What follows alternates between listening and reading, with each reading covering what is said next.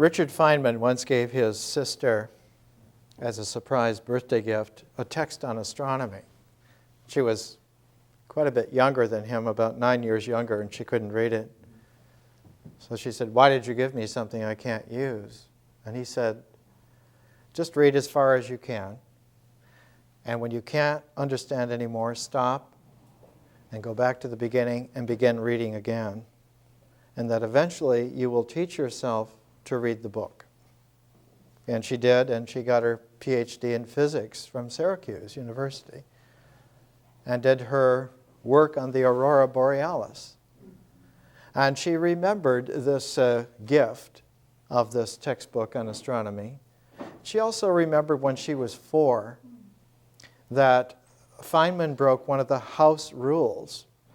Their parents were working people in New York City, Far Rockaway, out on the Atlantic coast, and they said once children went to bed, they were not to get up. And Richard woke her up at night and said, "I have to show you something."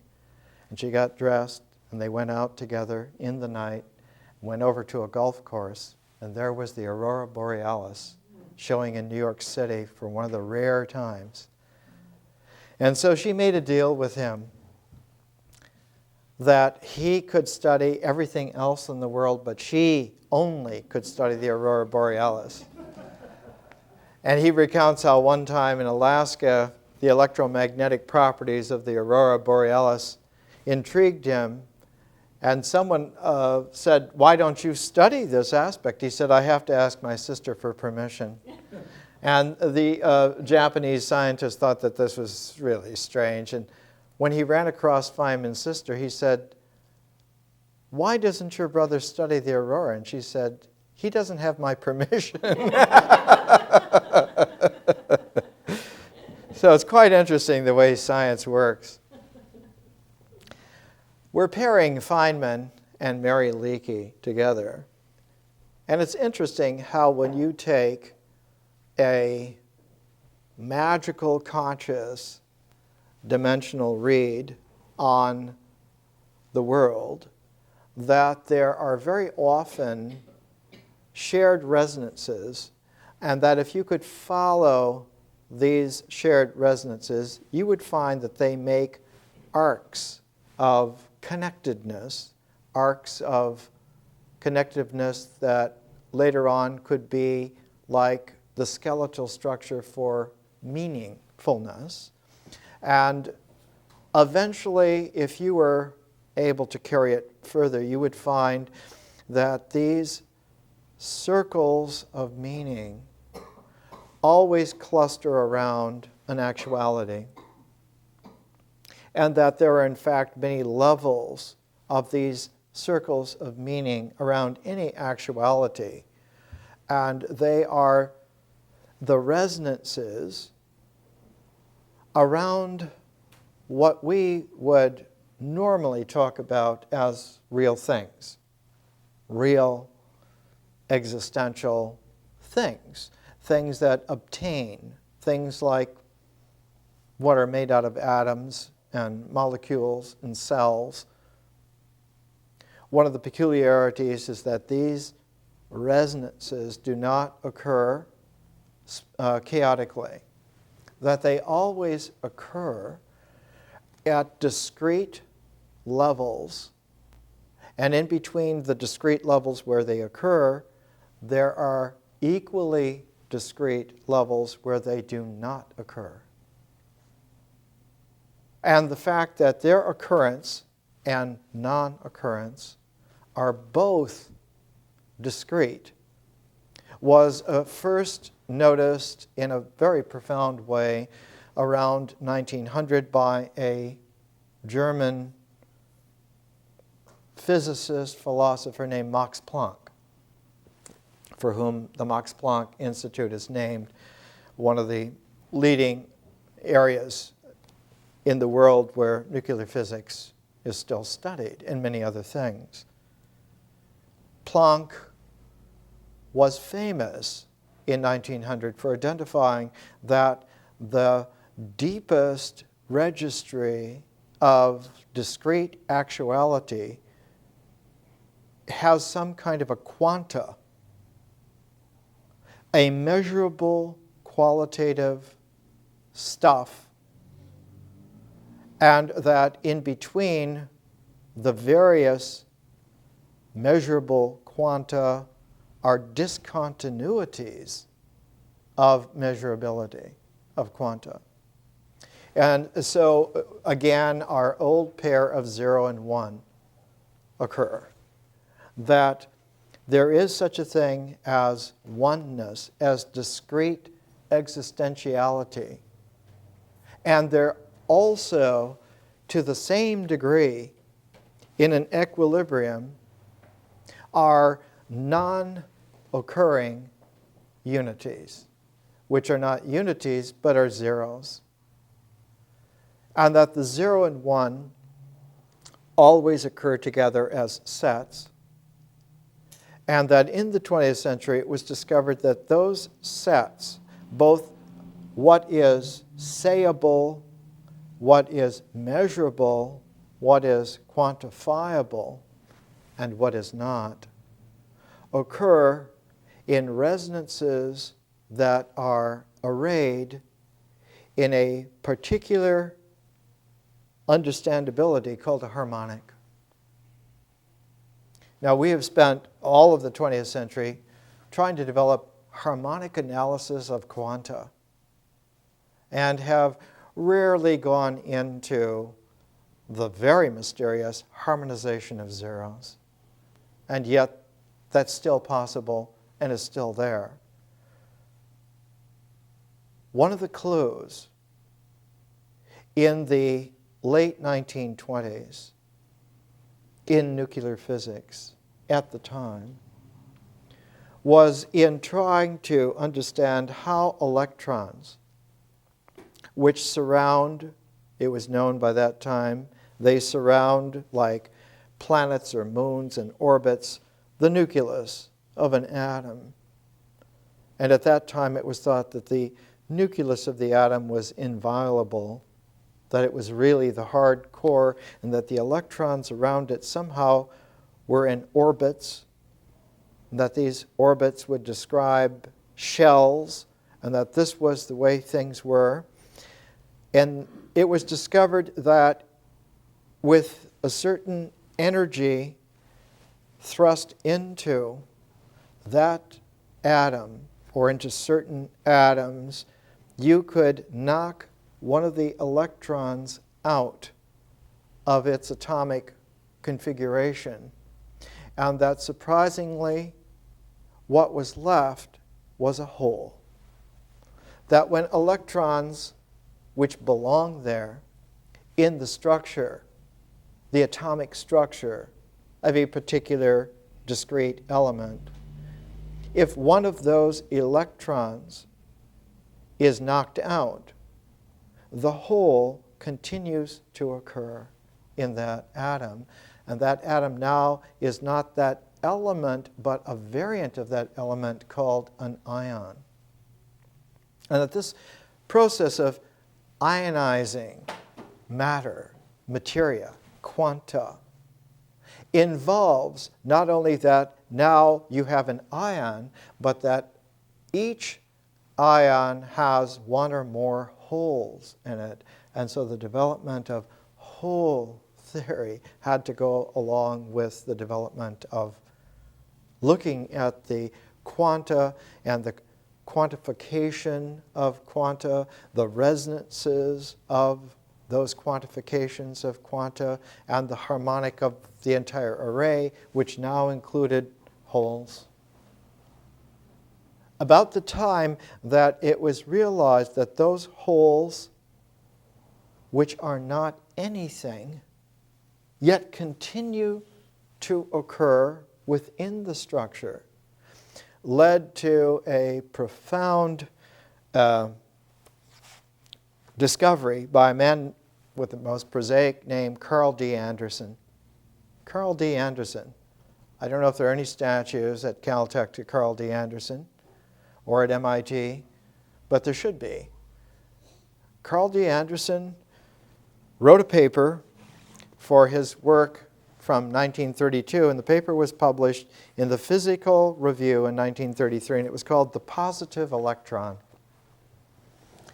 It was the discovery of the positron, that there was such a thing as an electron, which was in essence a point of negative charge that circled, that orbited, that participated in shells around a nucleus which had a positive charge, was a proton, and that the most simple element, hydrogen, had this proton and this electron, this positive and this negative. And that together, of course, they fit. They made a polarity. They made a secure base. They made an existentiality because the paired polarity of charges delivered an existential stable equilibria which made something there, like a hydrogen atom. No sooner did the discovery of electrons being thrown out by energizing, leaving holes that continued to occur, and the fact that mathematically there exists the possibility of a positive electron, a positively charged electron, a positron. And it was realized that there were, in more complex atomic structures, as soon as you go from hydrogen to helium, the next jump onto the element hierarchy, the ladder of existential atoms, of materia, that there was such a thing as a neutron. That the neutron was just a little bit bigger than the proton being almost 1,800 plus times the size of an electron, but that the neutron's size was exactly the size of a proton and an electron together, and that the neutron as a third particle was bigger than a proton to the extent of an electron, and that it was neutral, it had no charge. And all of a sudden you had the occurrence and distribution in actual mathematics of the atomic theory, the beginnings of an array of zeros that were factored in. You had neutrons and you had holes in ionized atomic structures. And all of this, at the beginning of the 1930s, began to occur with a puzzling type of rapidity, and it was like an intellectual forest fire which fed upon itself, and within just a short space of a few years, you had the development of a completely odd reality whose mathematics increasingly checked out, except for some radical holes in the theory. And the fellow that we're looking at today with Mary Leakey, Richard Feynman, later in 1948, in connection with two other men, we'll talk about a little later, filled in one of the holes in theory with the development, finally, of the form of quantum electrodynamics that was used ever since then and is used today. It's complicated. We don't have to go into the math. We don't have to go into the occurrence of this in depth. What we're doing is not learning nuclear physics, but we're learning how to learn.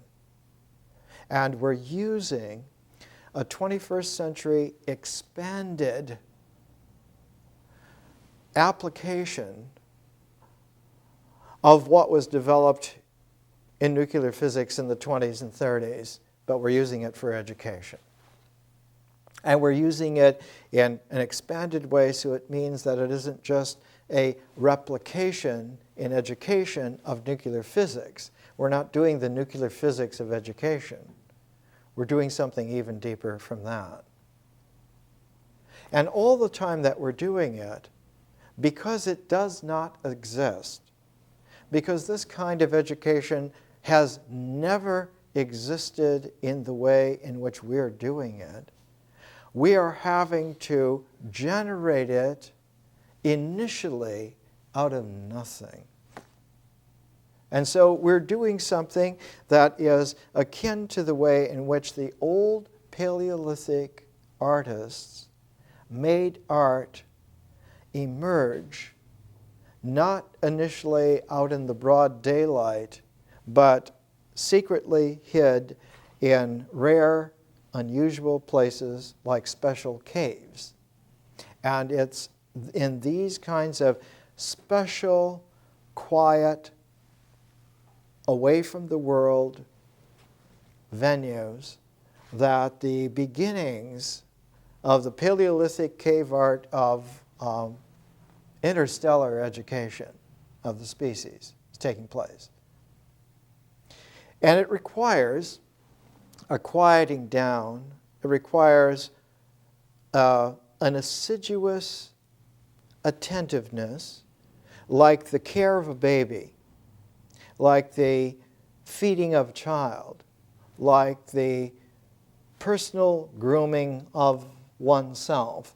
It requires a patient kind of a care to let the accumulation of time and the openness of space work together with an energizing of consciousness, so that the three aspects, the three dimensions of space, the dimension of time, and the dimension of consciousness, like a five-dimensional hand, not only come to the ability to hold and grasp exacting quanta, but to release and let go in an exact way, as if one had not brought together an inorganic speck, but had brought together a special little caterpillar that, when it was brought together in this way, instantly made a cocoon, and that the cocoon brought out a butterfly, and that in just a split second later, instead of the caterpillar which one had, you let go of a butterfly. Now, this model, this metaphor, this mythic image goes back about 3,000 years, because the Greek word for psyche, psyche, means butterfly.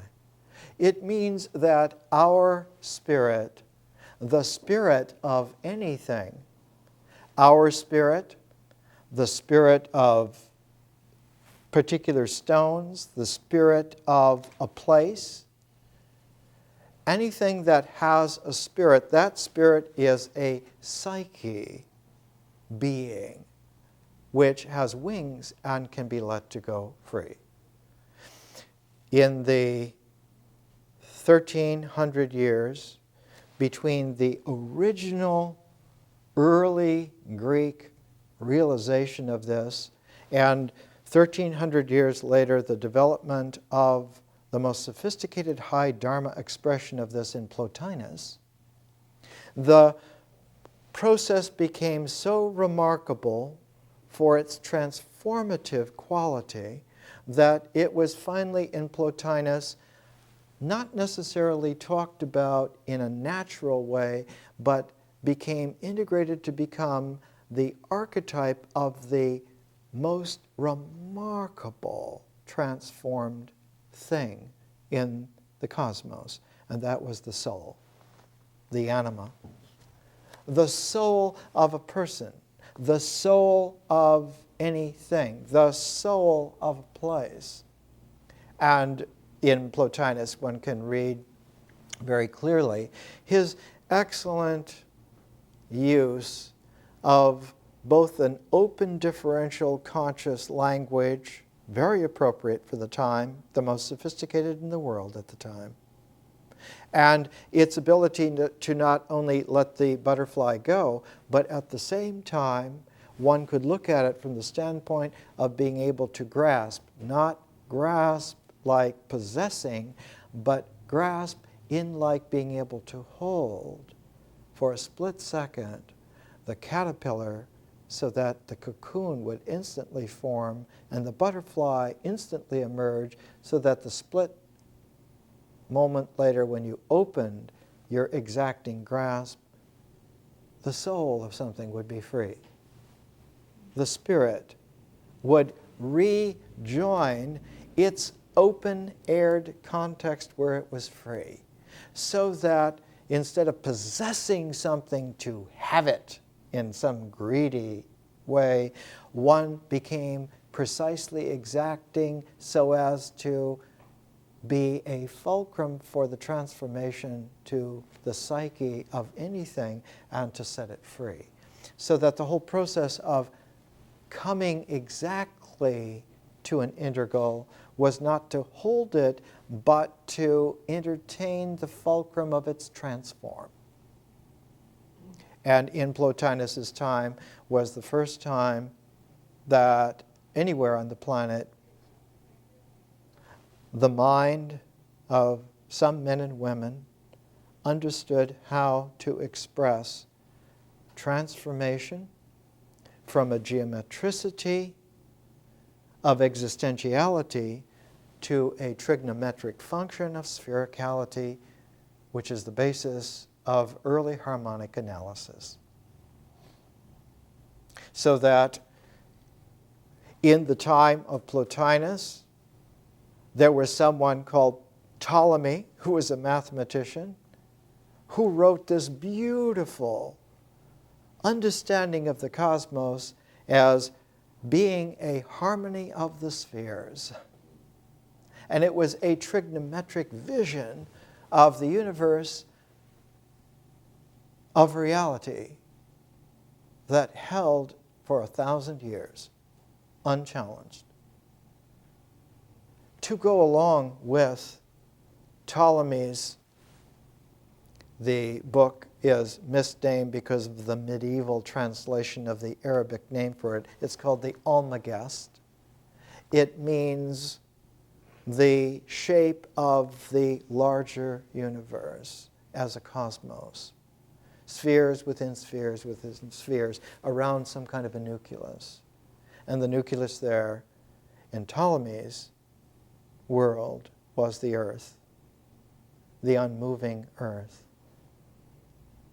And as a complement to the Almagest of Ptolemy, he also, because he was very complete, because he lived at a time of Plotinus where there was a high Dharma understanding of all this, he wrote the complement to his Almagest, which is all the spheres around the unmoving earth. His complement was a book which showed the structure of the earth, and it was called the Geographica.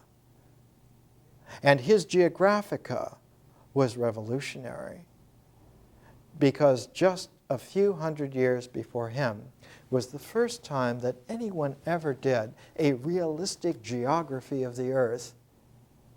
The man a couple of hundred years before him who did it was named Eratosthenes. And Eratosthenes was one of the great geniuses of his day. He was chosen by Ptolemy II, Ptolemy Philadelphus, to be the head of the Alexandrian Library, the head of the biggest research institution in the world at that time that had ever existed. The library of Alexandria had the equivalent of 1 million books 2,300 years ago.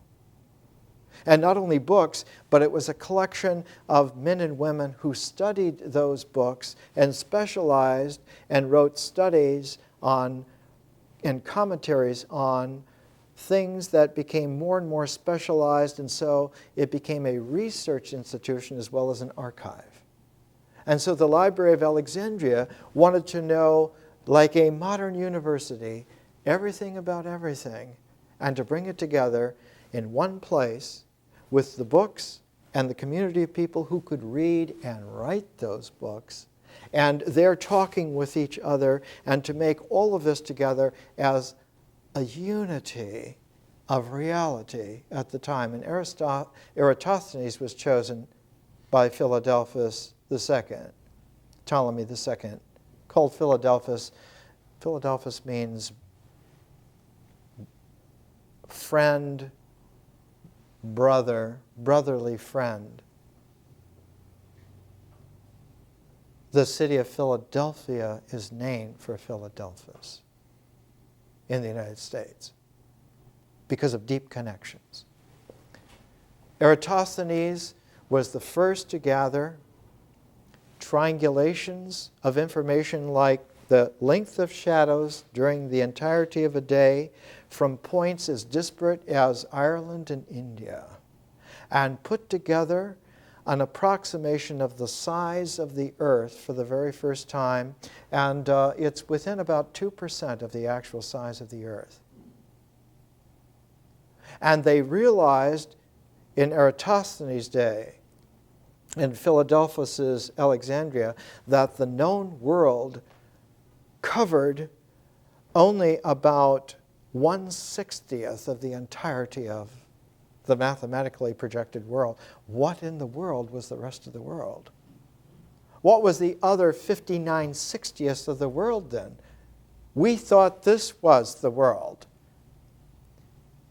As radical as Philadelphus geography was, the geography of Ptolemy several hundred years later, about 500 years later, revolutionized that. Because Ptolemy's geography showed that there was still a carryover of an old geometricity, a kind of a flat-worldedness that was just bent around the idea of a complete globe. And whereas Eratosthenes was a geometer who was fudging on a whole sphere, in Eratosthenes' day, one of his co-workers in Alexandria was Euclid, who did the textbook on geometry. But in Ptolemy's day, his Geographica is made on a trigonometric basis, not a geometric basis. He's at home in sphericality, in functions of radii with not only arcs, but of whole sections of curves, and realized by that time that the very optics, the very seeing of anything involves a special kind of geometry, trigonometry brought together in a subject in mathematics born at that time called conics, conic sections. That light occurs in light cones, and that these light cones can be analyzed both geometrically for cross-sections of them, but trigonometrically for the entirety of the cone and the entirety of the projected volumes that include not only the light cone, but the context within which the light cone occurs. And so Ptolemy's geography balanced his Almagest, which was of the larger universe, and his Geographica was of the center of that universe, the Earth, and linking the two together was a third book of his called the Optics. And for 1,000 years, these works were the standard excellence of thought on these matters in the world.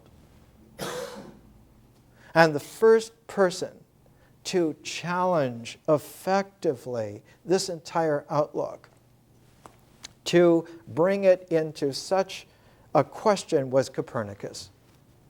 And Copernicus said the center is not the Earth, the center is the sun.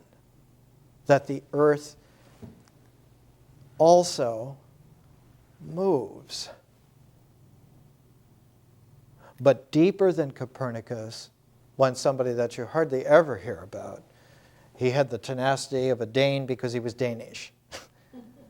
He got involved in a severe tussle one time and lost the tip of his nose, and they had to replace it by metal. So he had a metal nose. His name was Tycho Brahe. One of the biggest craters on the moon is called Tycho in honor of him. And Tycho was quite an operator. And he got the Royal Danish king to give him a special little island where he could have a replica in his time of what they had in Alexandria, only instead of the big Alexandrian Library, he had a little research institute, and he gave it a kind of a utopian name, Uraniaborg, the #1 universal place. And Tycho, who was not very good at math, he was like Richard Feynman. He really wasn't very good at math. He tried to get around it all the time. So what Tycho did is he made beautiful, accurate instruments to make beautiful, accurate measurements, but instead of making them handheld instruments, he made them really huge so that he could lay his entire body in the arc of one of these great big computing machines, and he plotted out with Danish tenacity, minute by minute, hour by hour, night by night, the movements of planets against the stars in the sky. And when he had this huge sheaf of incredibly accurate observations, the ancient Chinese observations, the ancient Babylonian observations, were as good as natural human eyes could do. But Tycho forced the issue by making it magnified to such an extent that his measurements became so precise beyond the limits of what the human eye normally would be able to discern, that he had a helper in his Uraniaborg laboratory who happened to be the greatest mathematician probably of all time up to that point. His name was Johannes Kepler. And Kepler looked at these figures of the orbit of these planets, and he knew enough about trigonometry and math of spheres. He knew these orbits are not circular. There's no way that they're circles. Their harmonic does not show circles within circles. Their harmonic turns out to be ellipses. That the planets do not move in circles. Nothing moves in circles. That in reality, they move in ellipses. And while some of the ellipses are very close to circles, none of them are circles. That evidently God is after an interesting reality and not a stable, dead, perfection. He doesn't like perfect circles. He likes really beautifully subtle ellipses. And some of those ellipses are incredibly flamboyant. We know now that the elliptical orbit of Pluto is only the tip of the iceberg, that there are objects in this Kuiper belt out beyond Neptune. There may be 50, 100,000 objects about the size of Charon, of Pluto's moon, and that they all move in these beautiful elliptical ballets, and some of them are so elliptically flamboyant that they become comets.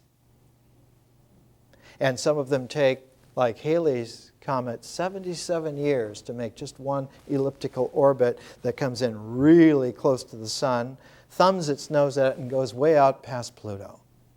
So far that it goes out almost to the edge of where the gravitational hold of our star system would be, and that way out there, obviously almost a half light year away, on the edges of conceivability, is another aspect, another shell, another orbital resonance in the harmonic of elliptical wholeness of a star system. And out there is an enormous cloud of smaller bodies. And the Dutchman who found this named it for himself, as you would. And he called it the Oort cloud. O-O-R-T. And so beyond the Kuiper belt, which is inconceivably far, is even maybe 3 times that far, an Oort cloud. And that obviously star systems all have this kind of increasing harmonic of waves, sometimes occupied by planets, sometimes by moons, sometimes by planetesimals that make asteroid belts, sometimes even further out like the Kuiper belt, and sometimes incredibly far out like the Oort cloud, and that if you really looked at our star system with a reality, it's about a light year across, several thousand times further than just the orbit of Pluto. And that Kepler, when he understood that this elliptical harmonic made mathematical sense, he could compute the relationships close enough that he wrote a book called The New Astronomy. And whereas Copernicus was interesting in his prying loose the habit of 1,000 years, Kepler's 1604 New Astronomy completely revolutionized the possibilities of looking not only at astronomy, but the concomitant that was there from Ptolemy's days of looking at geology, at looking at geography in a different way, and a third of looking at optics in a different way. And it took almost the entirety of the 17th century before somebody came along who was a better mathematician than Kepler, who could look at Kepler's handling of these computations and apply them specifically to that bridging element, the optics, and to write a new version of optics. A version of optics that so transformed Ptolemy's optics as to make them forever a fossilized curiosity on the dusty shelves of what we used to call dead history. And that young man, he was in his 20s, was Isaac Newton. And his work on the optics, his first great work, was so startling that when he sent his little papers in on optics to the Royal Society in London, to Hermann Olberg, who was in correspondence with all the great leaders of astronomy and physics and math of the day, he sent out Newton's paper to a few people, and they said, "This is crazy. This can't be." And Newton, being a shy, almost painfully shy young man, not very good looking, kind of uneasy about everything in the world, because he had come to understand that he could poke his finger through what other people thought was stable reality. And not only could he poke his finger through, but that when he did, the whole fabric of the world started to tear. And he became terrified by the fact that he might be bringing the end of the world because he was able to tear up the old world, and he didn't know what to put in its place. He didn't know what goes there if you tear all this away, because the entirety of human competence in understanding themselves and where they are and how things work is all based on a house of cards.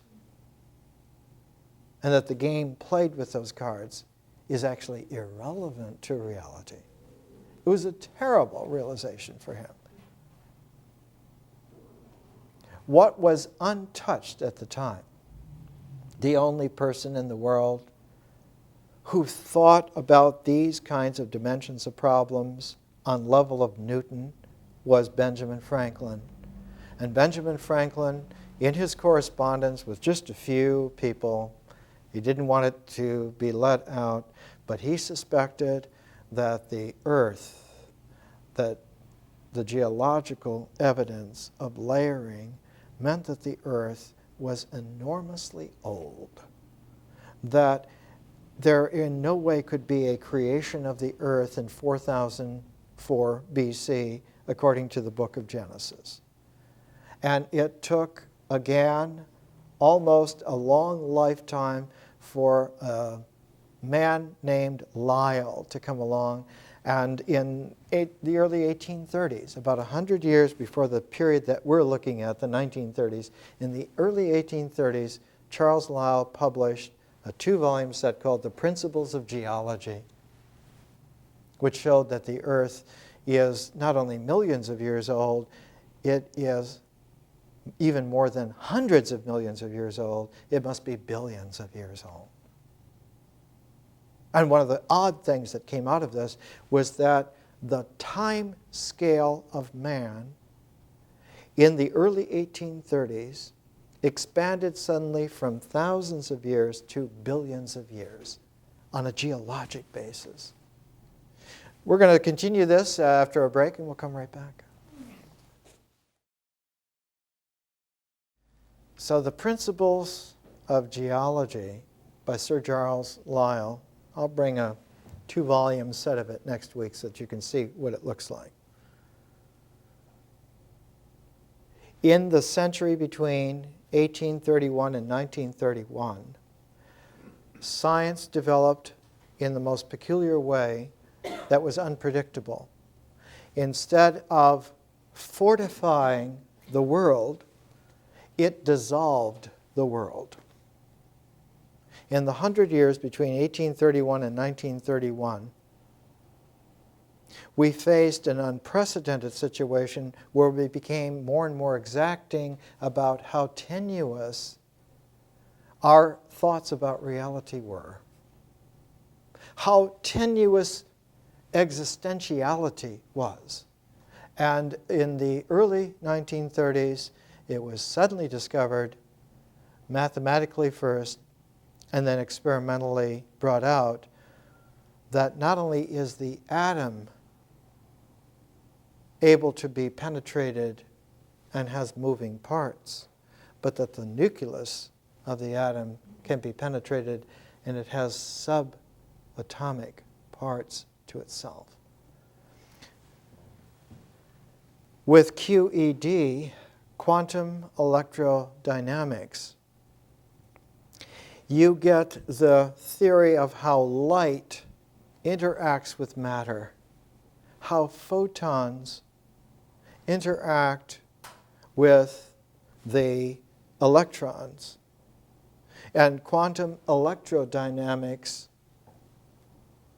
in the next 25 years was even more refined to something called QCD, quantum chromodynamics, which is how the quarks that make up the nucleus have an interaction also.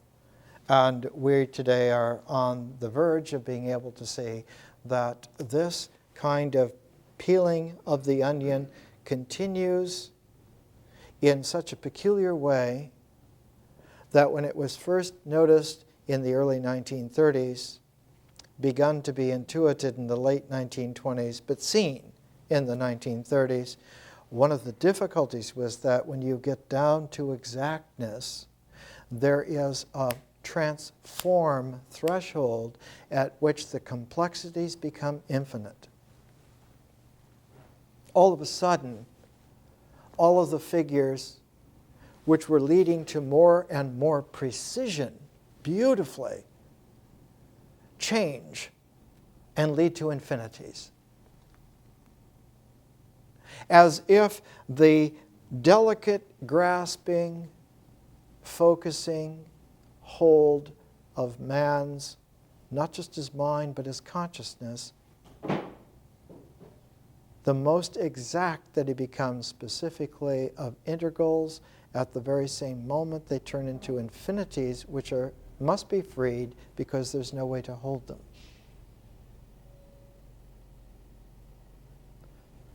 In the early 1930s, when this was apparently not only the case, it was going to be the case from then on out.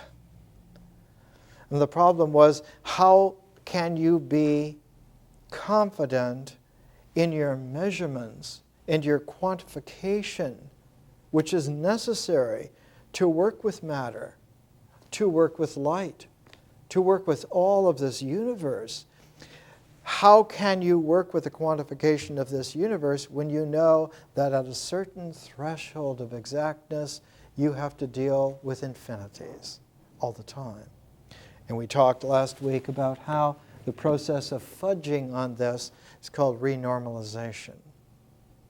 That there is a way, there's a mathematic, there's a technique of gently lying to yourself that all of this is fine locally and none of it is relevant cosmically. That there is, in fact, a very difficult problem here of how to make an interface between the very exactness that's there locally in a corner of the universe, as it were, in an angle of vision, you can be exact. But in visuality as the total vision, you cannot be exact. There's no exactness because there are no boundaries. And so you have a very curious world where you find books that occur with titles Speakable and Unspeakable in Quantum Mechanics. There are areas that one can say to an exactness that would startle previous generations, and yet there are areas where nothing can be said. Not because you can't say it, because it's truly unsayable. And it's the unsayableness that always pairs itself with what can be said that makes the set of what is real for us forever now. We can't take our wings off and crawl back into the cocoon and go back through the digestive juices and reemerge as caterpillars again to munch naively on our mulberry leaves.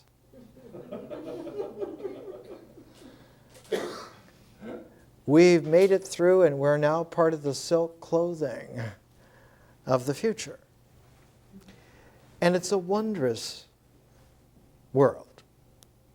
But books come out like this. One of Richard Feynman's closest friends, Freeman Dyson, this book by him is called Disturbing the Universe. And this book by him is called Imagined Worlds.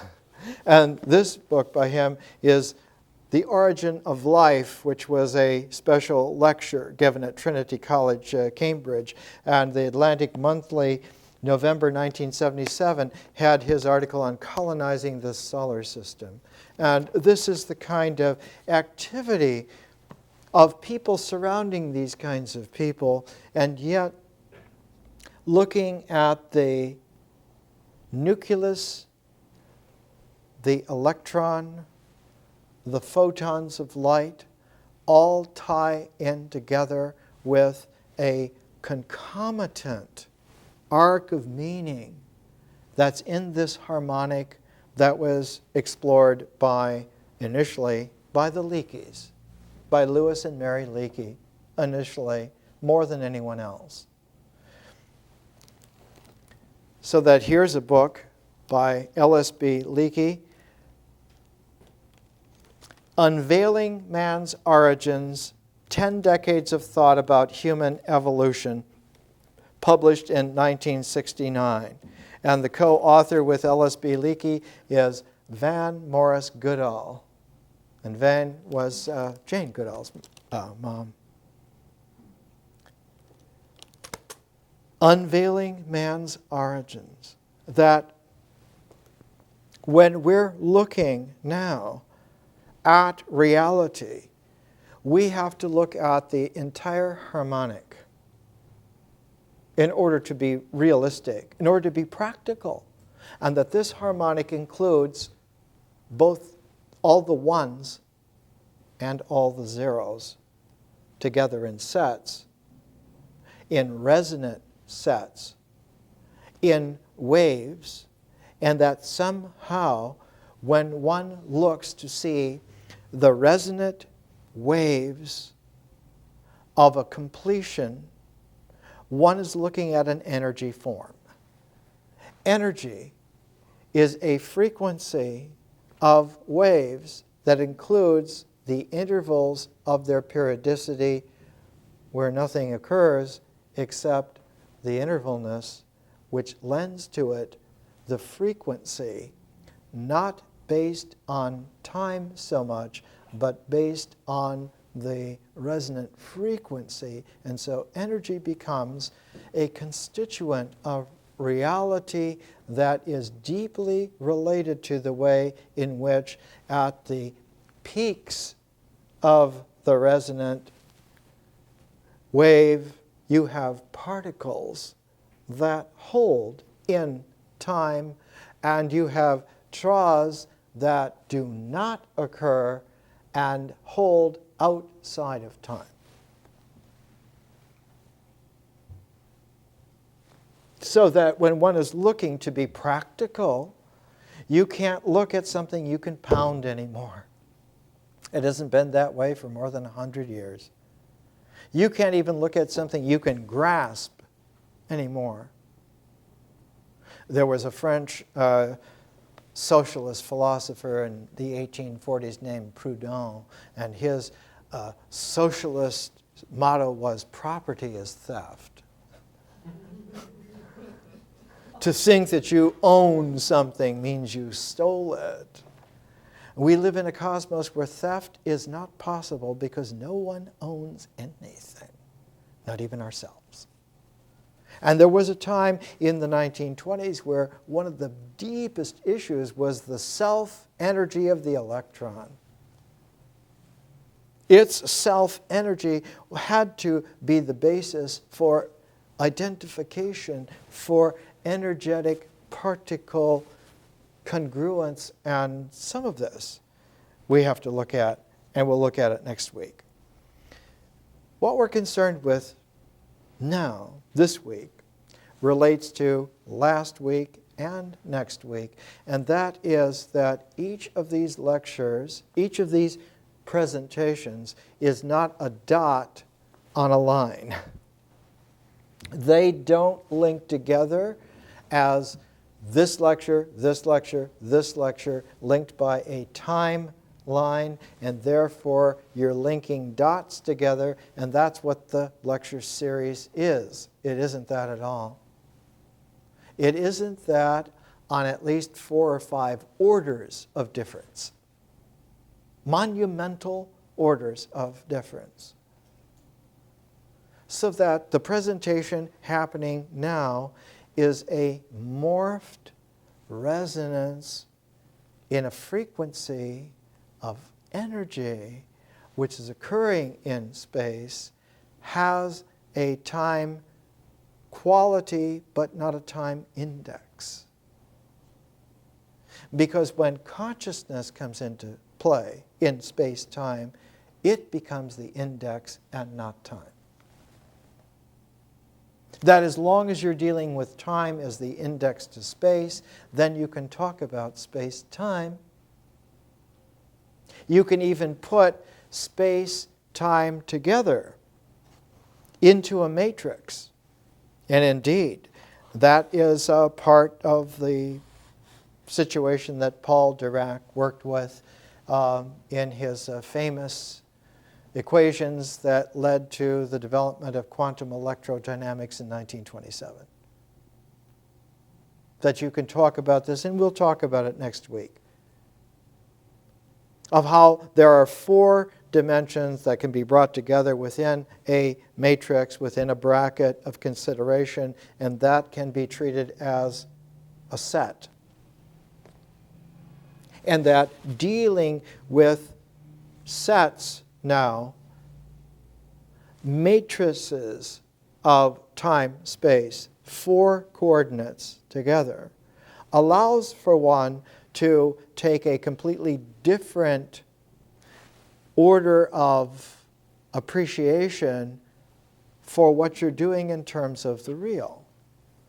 And yet, when you bring in a 5th dimension like consciousness into that matrix, so that instead of a matrix of 4, you have a peculiar mathematical structure that you can't even talk about as a matrix. It's like adding the thumb to the four fingers. You suddenly get a different capacity. Instead of being able to count or to point or to cling, you can sculpt. You can change. You can come into a different facility so that a five-dimensional continuum, a conscious time-space, throws you into a completely different mathematique. It's different and is unexplored, largely unexplored. But this education is a process that's at least a five-dimensional continuum, so that when the 2002-2003 outline of the education comes out, it will say an inquiry into continuous education.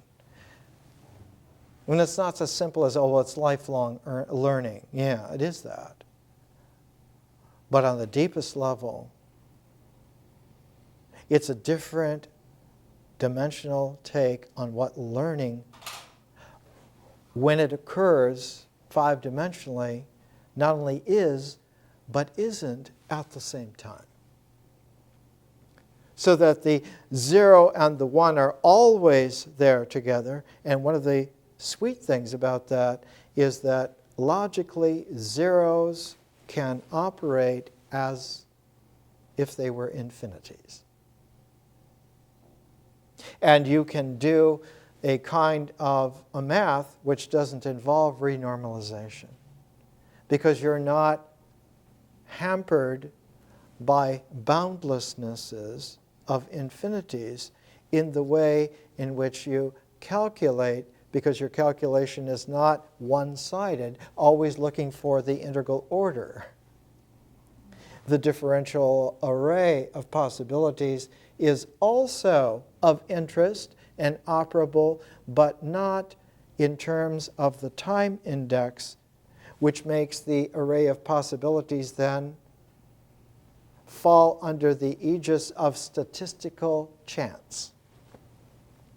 And most mathematics, most physics, most astrophysics up to 2001 deals with probabilities as the way to deal with infinities and zeros, and this is not sufficient. So there needs to be something called a high Dharma mathematic, which doesn't exist yet, and also does not exist, because there's no yet there. And what this is an educational inquiry process to develop a population of people who are at home in that realm.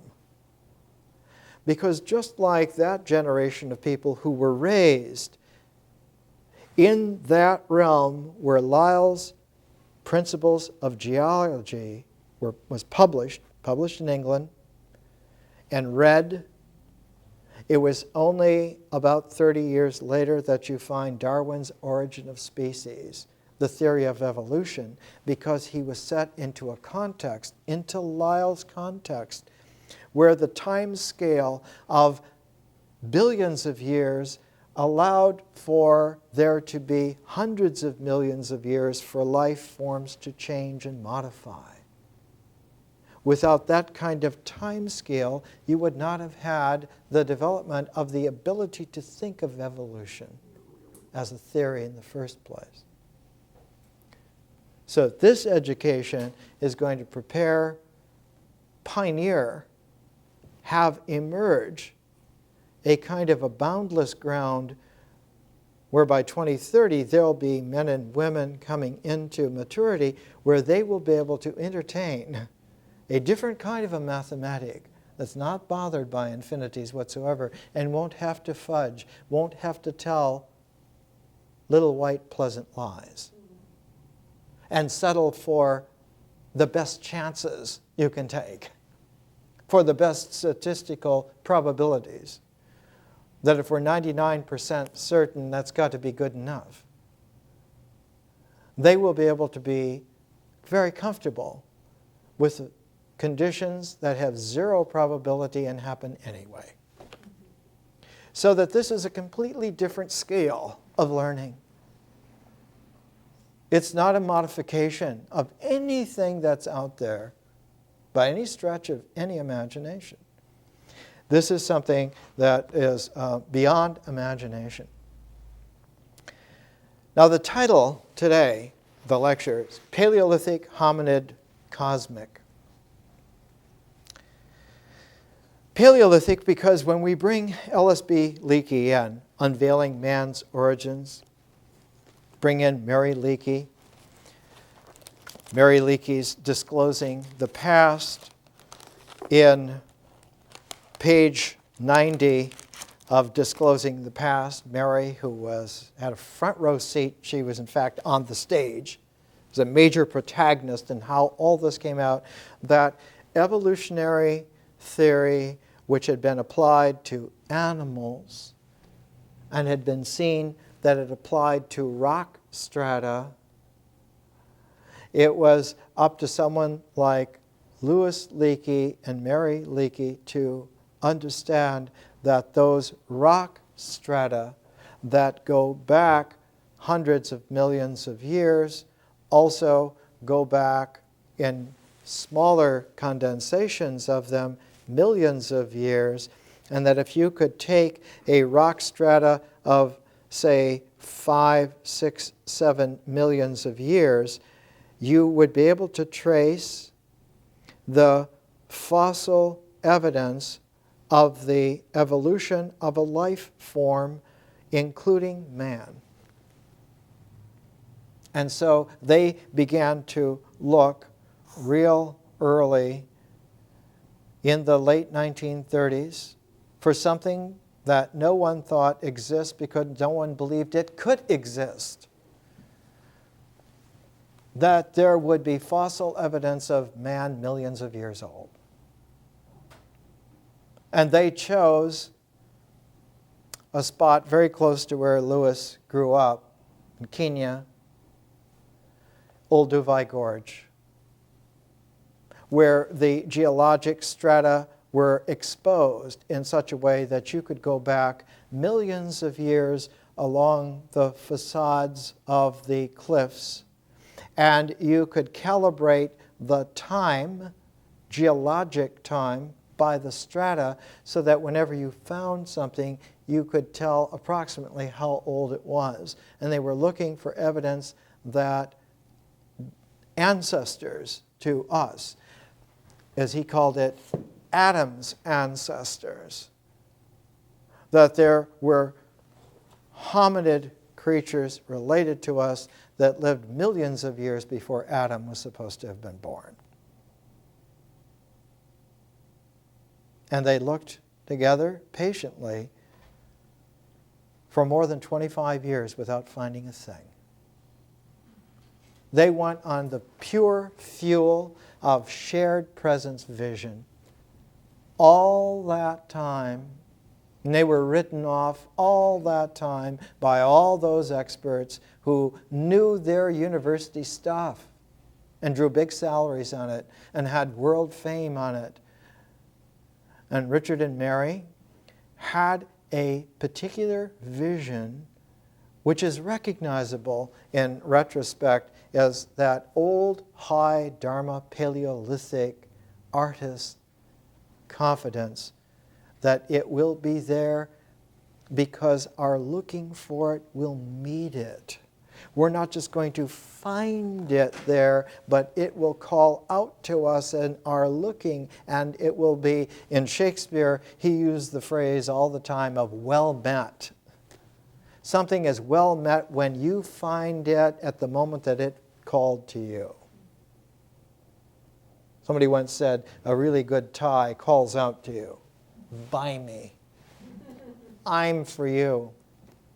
It's a process known as love, of discovering in the instant that you belong together because you are on the same resonant frequency.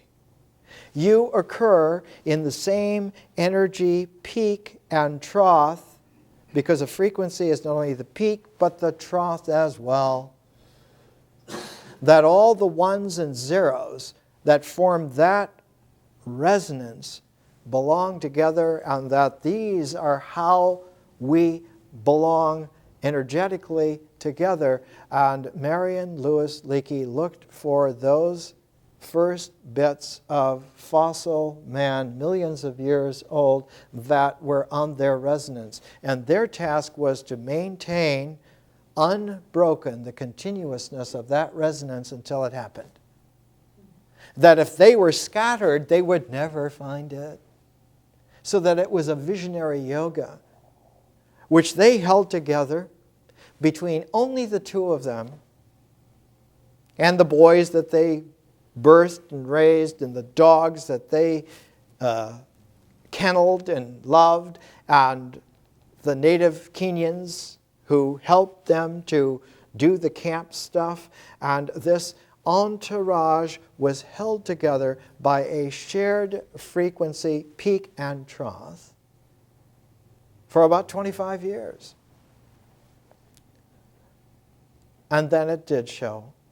It showed up. And we'll talk more about that next week. But what was interesting was how the resonance that the Leakeys held was very close to the resonance that the atomic physicists and mathematicians were holding at the same supposed time index. And yet they were dealing with the cosmos of the very large and the cosmos of the very small. And it was so tightly close together that week by week, day by day, you can piece it together. And this is what's called a hermetic circle. A hermetic circle is not a geometric circle on a plane. It's a conic section of the way in which a shared vision happens in reality. Here in Mary Leakey's book, page 90, she writes that our chief preoccupation on getting back to Nairobi in 1946 in Kenya was with the organization of the first Pan-African Congress of Prehistory and Paleontology, the very first. It never occurred to anyone to have a number of people from around the world come together for a conference. A conference on what? On prehistory and paleontology. And it happened in Nairobi in 1947. They were planning in 1946. This was very much Lewis's brainchild. As he was holding that yoga with Mary together, all that while, about 10 years into the holding of it, he saw that we need a lens to help us to diffract the visionary energy into a spectrum which can help us to analyze. It's the very same principle, folks, that Newton used in his optics. He understood that Kepler's math was so incredibly brilliant. There were maybe 2 or 3 people in the whole of the 17th century who could have understood Kepler's math on the level of Newton. Christian Huygens, a few others, that's it. One hand. Not because other people were not smart enough, they were not educated and trained to be smart enough yet. Today, there are hundreds of millions of high school students who can follow the math easily. And they say, well, what's the big deal with Kepler?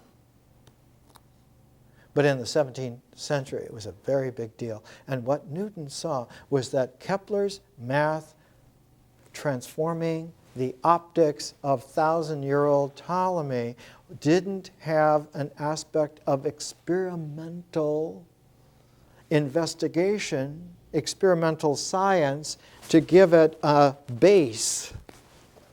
that you can do the math up here, but you've got to have experimental science down here, and you bring the two together, and those two together make this set of theory and practice.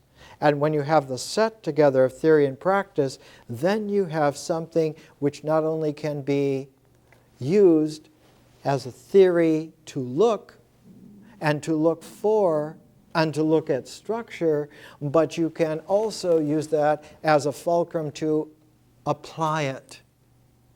And so that what comes out is not only mathematical theory, but technology. Science is not only theory, but practice. Technology, applying it, making something work. Making it work. And so Newton brought in a prism. And he went into a darkened room and sat there alone, young, 23-year-old, gawky, genius, British shy child, man. And he let in one little shaft of sunlight to touch that prism, and it threw up a rainbow spectrum against the wall. And he was fearful. He was fearful because he knew enough to know that his science was touching a religious, sacred dimension. He was scared to death. He confessed later that it bothered him immensely because he was afraid of transgressing against God. That's why he spent the last 30 years of his life trying to investigate the book of Daniel and the book of the Apocalypse to see how they fit together, because he didn't want to transgress against God. Why was this? We know so little about the Bible these days that we don't even recognize when we hear it. But the symbol of the first covenant between God and the earth is the rainbow. The very first covenant that Abraham makes in Genesis with God. God says, I seal this covenant by putting my sign in the sky, which is the rainbow. So when Newton saw the rainbow come out of sunlight from that prism, it was the first spectrographic analysis in the world. He was stunned that the energy frequency of sunlight diffracts into a rainbow. And so you have this very odd kind of a thing. Can you imagine that when you take something like the electron, this is the volume I showed you last week, the centenary volume from Cambridge University Press, published in honor of 1996, 100 years since the discovery of the electron.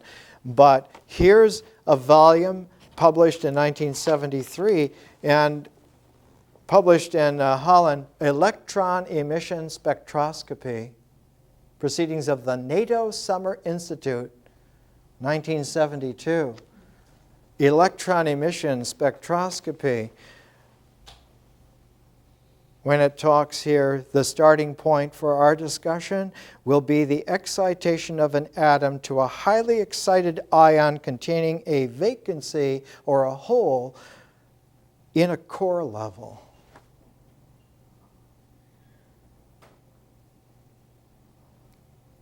Because in the early 1970s, the deepest issue in the world for places and institutions like NATO and science was to try to come to grips with the technological application of what we have found out.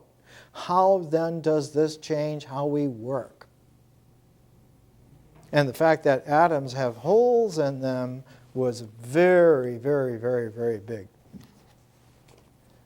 and continued to grow.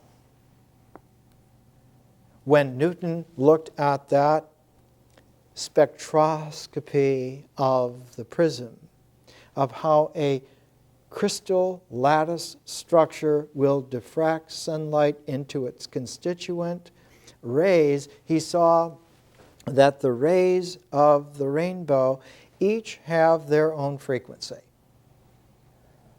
That they occur because the energy for each one is infinitesimally different enough so that here you have green and there you have blue. And over here you have yellow, and further on you have orange, and then you have red. And that this is an energy frequency calibration, and that light has that property. Has that. And that the energy of whatever is carrying light, the photon can absorb energy, more energy, and it will change its color. It will be slightly different. So that the array of the energy frequency of a photon has some kind of deep affinity with the energy array of the electron, and where the electrons are in terms of their, not their orbits so much, not their shells around the nucleus. Nucleus. That there is something else that's happening here, that there is something akin to what the old Jewish mystics used to call the shimmer of the presence of the Lord. That there is a, is it Shekinah? Shekinah, yeah. There's a quality of that to matter.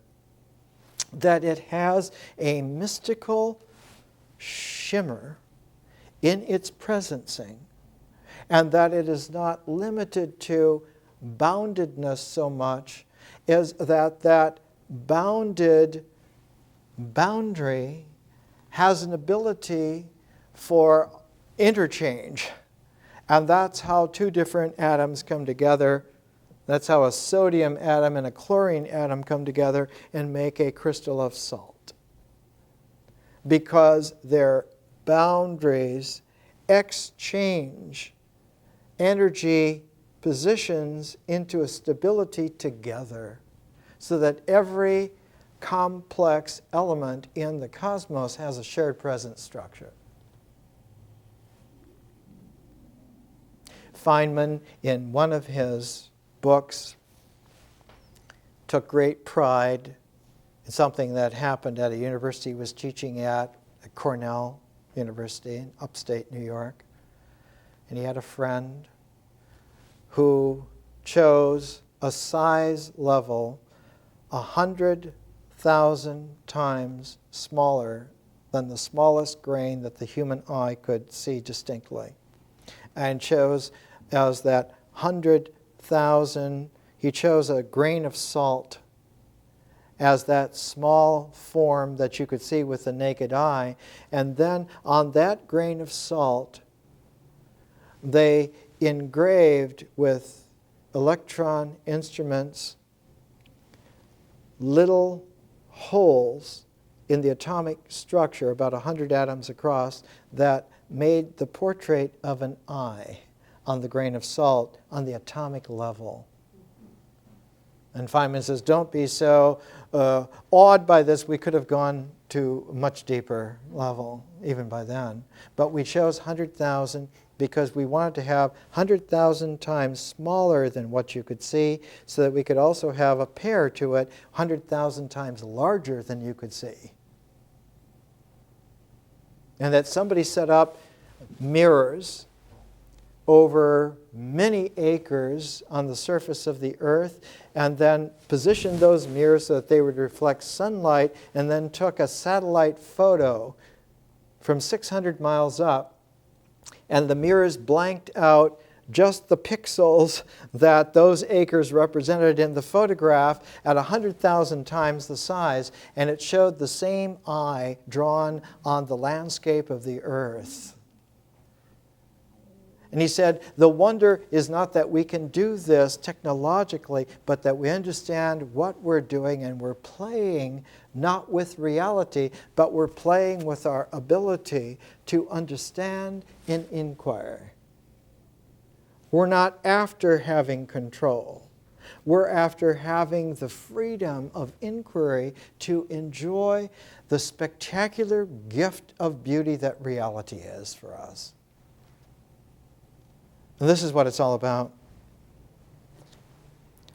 Mary Leakey says, we're planning in late 1946 the first Pan-African conference in Nairobi, and at the same time that this was happening, the first post-World War II conference on physics was being held at the very same time on Shelter Island off the coast of New York, off the coast of Long Island. Shelter Island Conference, this is the book on the second Shelter Island 2, Proceedings of the 1983 Shelter Island Conference on Quantum Field Theory and the Fundamental Problems of Physics, published by MIT Press. And in it is a chapter called A Short History of Shelter Island 1 by Sylvan Schwerber.